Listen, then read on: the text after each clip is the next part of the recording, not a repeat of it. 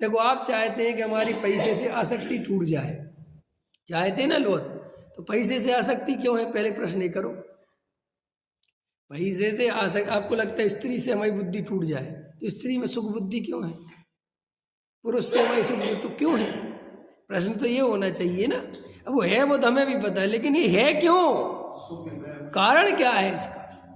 इतने साल इतनी बात समझने के बाद भी पर पदार्थों में से सुख बुद्धि नहीं निकलती। इसका मतलब क्या है? इसका मतलब है कि समझने से नहीं निकलेगी। आप हमें समझाते रहो और हम समझते रहे और हमारा मोह नाश हो जाए, नहीं होगा। लोग यही तो गलती कर रहे हैं। जैसे हम आपसे कह रहे हैं कि जैन साहब मोह करना, अरे हो जाएगा पंडित जी, सुन तो रहे हैं, हम रोज स्वाध्याय में सुनते हैं, 10 साल से सुन रहे। अब देखो जी, वो तो जब होना होगा तो हो जाएगा, अभी ये अपने को ठगना है। अरे भाई, सुनने से अगर होता होगा, ऐसा होता वस्तु का स्वरूप, तो फिर तो सब जीवों को हो जाता, क्योंकि जिनवाणी तो हमने अनंत बार सुनी, कब के चले गए होते। अगर पढ़ने से होता तो हमने पढ़ा भी बहुत है। अगर गुरुओं की सेवा करने से होता तो वो भी बहुत करी।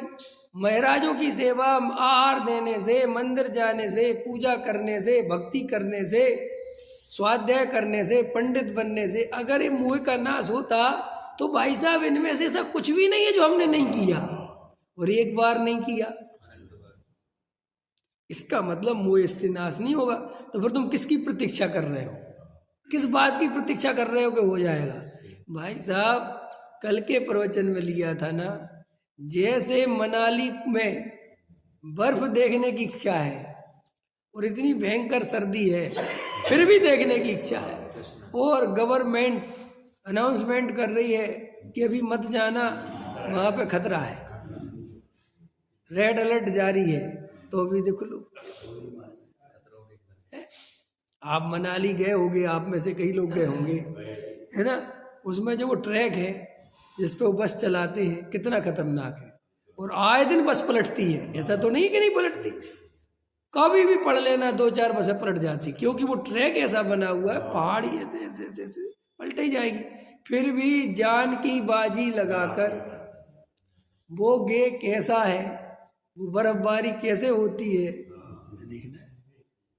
कश्मीर जाते हैं लोग, जहाँ आतंकवादी कब हमला कर दे कुछ पता नहीं, चले जाते, कोई बात नहीं। तो कितनी गहरी जिज्ञासा है। आचार्य कहते हैं ऐसी जिज्ञासा से काम होता है। आत्मा की ऐसी जिज्ञासा जग जाए कि मुझे तो एक बार आत्मा को देखना ही है, तो फिर थोड़ी बहुत बात बनेगी। शास्त्रों में से आत्मा को देखना बहुत सरल है, पंडितों से आत्मा की बातें सुनना बहुत सरल है। सरल है अरविंद जी के नहीं? सरल है। अब तो और ज्यादा सरल है कि क्यों, कि अपने जेब में है।